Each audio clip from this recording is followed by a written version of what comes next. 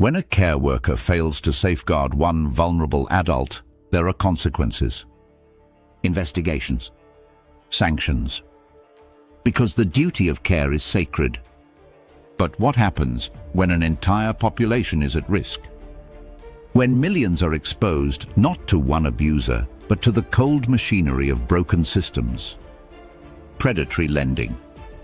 Unsafe housing. Food insecurity in nations of abundance.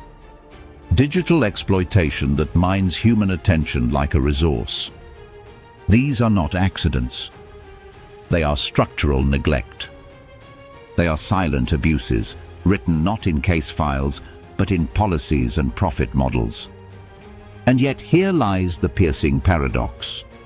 If one adult neglected triggers alarm, why does neglect of millions pass as policy? History whispers warnings.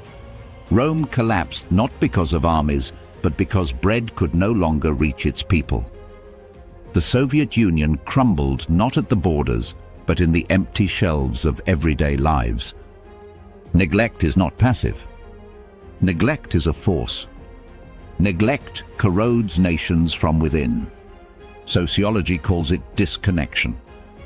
Economics calls it loss of productivity. Politics calls it unrest.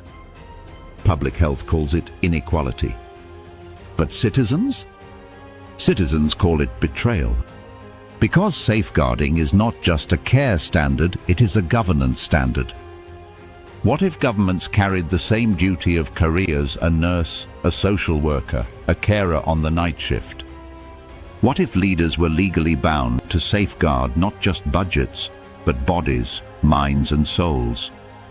What if safeguarding expanded from protecting the one to protecting the millions?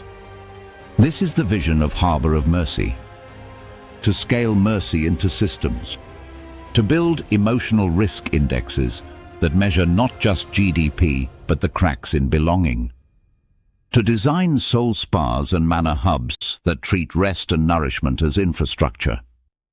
To say to the unseen, the unheard, the uncounted, we see you. Safeguarding must not end at the ward, the care home, the council office.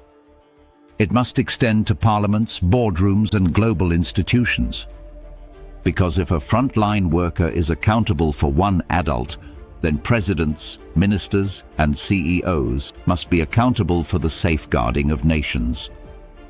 This is not a question of charity. It is a question of survival. And the verdict of history is clear.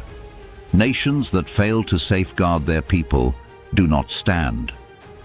Harbour of Mercy stands as a prototype of what could be, a world where safeguarding is scaled, a world where no population is left unprotected, a world where no soul is wasted.